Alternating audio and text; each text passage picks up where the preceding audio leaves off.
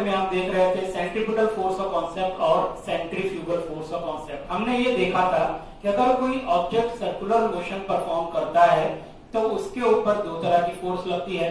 अगर वो force towards the centre होगा यानी सेंटर की तरफ होगा तो उस फोर्स को सेंट्रीपिटल फोर्स कहेंगे। अगर वो force away from the centre यानी सेंटर से अपोजिट डायरेक्शन में होगा तो उस फोर्स को सेंट्रीफ्यूगल फोर्स कहेंगे। हमने इन दोनों के कॉन्सेप्ट देखे थे, इनके ऊपर क्वेश्चन देखा था। नाउ आज के लेक्चर में आपको देखना है application of uniform circular motion, और उसके अंदर हम ये देखेंगे कि कोई ऑब्जेक्ट, कोई कार या कोई भी व्हीकल किसी सर्कुलर ट्रैक पर, किसी हॉरिजॉन्टल सर्कुलर ट्रैक पर मूव होता है तो उसके ऊपर कितने टाइप की फोर्स लगेगी, उसकी क्या मैक्सिमम वेलोसिटी होनी चाहिए कि इजीली बिना रोड से डिरेल हुए वो उस सर्कुलर ट्रैक पे इजीली मूव हो जाए। तो देखते हैं question, let us see. Derive an expression for maximum possible speed of vehicle on curved horizontal road। इसका मतलब ये होता है कि अगर कोई एक सर्कुलर ट्रैक है इस तरह से, this is a road, circular track, horizontal type का है ये, और एक कार इस सर्कुलर ट्रैक पे बहुत तेज रफ्तार से गोल गोल घूम रही है, तो उसकी मैक्सिमम पॉसिबल वेलोसिटी क्या होगी कि वो इजीली इस सर्कुलर ट्रैक से गोल घूम सके, रोड से बाहर ना जाए, क्योंकि वो एक सर्कुलर मोशन परफॉर्म कर रही है। सर्कुलर मोशन परफॉर्म करते वक्त उसके ऊपर एक फोर्स लगती है जो सेंट्रीफ्यूगल फोर्स होती है, जो उसे सर्कल के सेंटर से अवे दूर फेंकती है। तो जब रफ्तार ज्यादा होगी तो सेंट्रीफ्यूगल फोर्स ज्यादा होगा और उस कार को रोड से अपोजिट डायरेक्शन में फेंक देगा। तो वो मैक्सिमम पॉसिबल वेलोसिटी क्या होनी चाहिए कि वो कार इस सर्कुलर ट्रैक पर, हॉरिजॉन्टल सर्कुलर ट्रैक पर इजीली टर्न ले सके, इजीली मूव हो सके बिना बाहर गए। तो उसी वेलोसिटी को हमको इस एक्सप्रेशन में फाइंड आउट करना है। स्टूडेंट, बेसिकली इस टॉपिक को स्टार्ट करने से पहले मैं आपको एक बात बता दूं कि याद रहे, जब कोई सर्कुलर मोशन परफॉर्म करता है तो उसके ऊपर सेंट्रीपिटल फोर्स एक्ट होता है। सेंट्रीपिटल फोर्स एक चीज से और बनता है जिसे फ्रिक्शनल कहते हैं। नाउ जब ये व्हीकल इस सर्कुलर ट्रैक पर मूव होती है तो उसके रोड और टायर के बीच में फ्रिक्शन, रगड़ होता है। वो फ्रिक्शन उस ऑब्जेक्ट को बाहर जाने से रोकता है, यानी कि वो टुवर्ड्स द सेंटर खींचता है उसे। तो फ्रिक्शन भी नेसेसरी सेंट्रीपिटल फोर्स प्रोवाइड करता है। स्टूडेंट्स, जैसा कि आप डायग्राम देख रहे हैं, किताब में आपको सेम टू सेम ये डायग्राम मिलेगा। This is a car on a circular horizontal track, this is a car and this is a road here.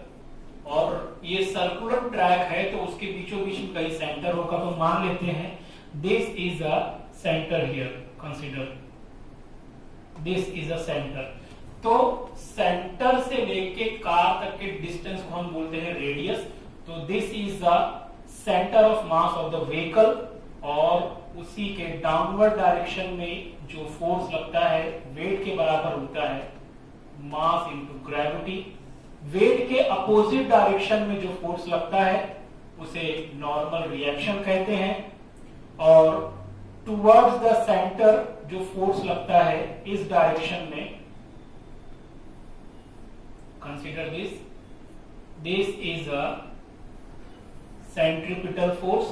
यहां पर रोड और टायर के बीच में जो रगड़ है, जो फ्रिक्शन है, उस वजह से कार को वो फ्रिक्शन अपोजिट डायरेक्शन में जाने से रोकता है। इसका मतलब ये है कि फ्रिक्शन भी सेंट्रीपिटल फोर्स प्रोवाइड करता है।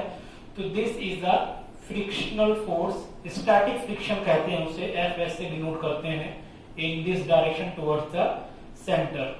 तो ये डायग्राम आप बुक में देखोगे तो यहाँ पे मैंने लिखा है already, consider a car of mass and moving with velocity v on a horizontal circular track of radius r। एक कार है जिसका वजन m है, जिसकी वेलोसिटी v है, और सर्कुलर ट्रैक पर गोल घूम रहा है। उस सर्कुलर ट्रैक का रेडियस r है। तो this is a car and this is a centre, तो दोनों के बीच का डिस्टेंस r है। तो consider from here to here the distance is r, this is a radius, इस रेडियस से ये कंटिन्यू गोल घूमते हुए एक सर्कल डिस्क्राइब कर रहा है, इसकी मैक्सिमम पॉसिबल वेलोसिटी को हमको फाइंड आउट करना है।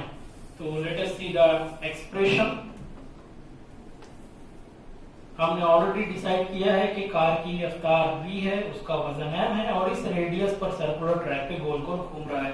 अब इस सर्कुलर ट्रैक पे गोल घूम रहा है तो टर्न लेगा, तो क्या होगा देखते हैं। while car taking turn on a horizontal circular track, it performs a circular motion.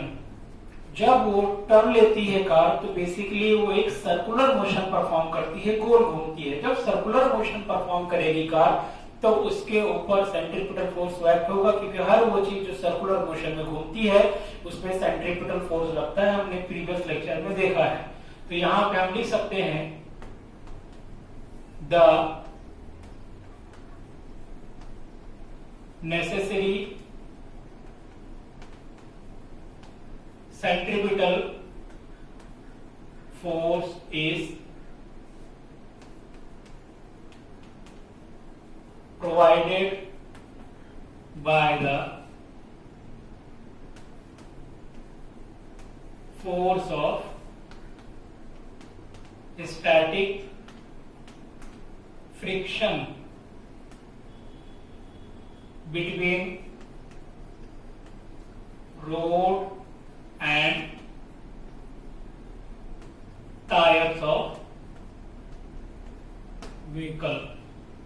Centripetal force यहाँ पे फ्रिक्शन की वजह से बन रहा है जो कार को सर्कल से अवे साइड, दूर साइड जाने से रोक रहा है। तो बेसिकली फ्रिक्शन सेंट्रीपिटल फोर्स का काम कर रहा है। हम जानते हैं अच्छी तरीके से कि फोर्स ऑफ सेंट्रीपिटल का फॉर्मूला होता है mass velocity square divide by radius, और फोर्स ऑफ स्टैटिक फ्रिक्शन होता है mu into M, where what is a mu here, mu is equal to coefficient of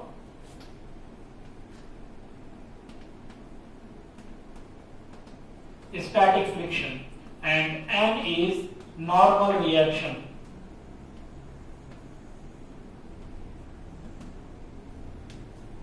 हम अच्छी तरीके से जानते हैं कि सेंट्रीपिटल फोर्स जितना लगा है वो फ्रिक्शन की वजह से लगा है, तो जितना ज्यादा फ्रिक्शन होगा उतनी ज्यादा सेंट्रीपिटल फोर्स बनेगा। तो basically coefficient of friction and centripetal force they both are equal in magnitude। So we can write here point number 3, from this concept centripetal force is provided by the static friction। तो दोनों की quantity same होगी, तो हम यहाँ लिख सकते हैं force of centripetal is equal to the force of static friction, क्योंकि फ्रिक्शन ने ही सेंट्रीपिटल फोर्स बनाया है। सेंट्रीपिटल फोर्स का हमारे पास फॉर्मूला है mass velocity square divide by radius, और स्टैटिक फ्रिक्शन के हमारे पास फॉर्मूला है mu into M. Mu is the coefficient of static friction, N is the normal reaction. Now students, हम अच्छी तरीके से जानते हैं कि नॉर्मल रिएक्शन अपोजिट होता है वेट के और क्वांटिटी में सेम होता है। तो यहां पे हम अच्छी तरीके से ये बात जानते हैं, ये लिख सकते हैं but normal reaction is equal to the weight, and what is the value of weight? Mass into gravity। तो consider this is the equation number 1। तो put the value of n in equation 1, तो we can write here putting equation 1। तो equation 1 will become mass velocity square divided by radius is equal to mu into n का value हमने निकाला है mass into gravity। Now ये mass और ये mass will cancel, ये आर डिवाइड कहीं जाके वहां मल्टीप्लाई होगा, तो V square is equal to mu into R G. जब इसके ऊपर से स्क्वायर हटेगा तो वेलोसिटी का फॉर्मूला यहां रूट लग जाएगा, under root mu R G. ये वो रफ्तार है जो सर्कुलर ट्रैक पर उस व्हीकल को चाहिए। This is the maximum possible velocity of car on horizontal circular track. We can write here, this is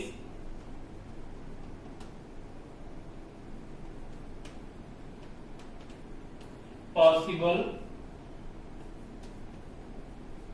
speed of vehicle on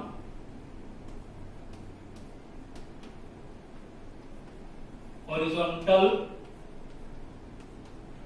circular track.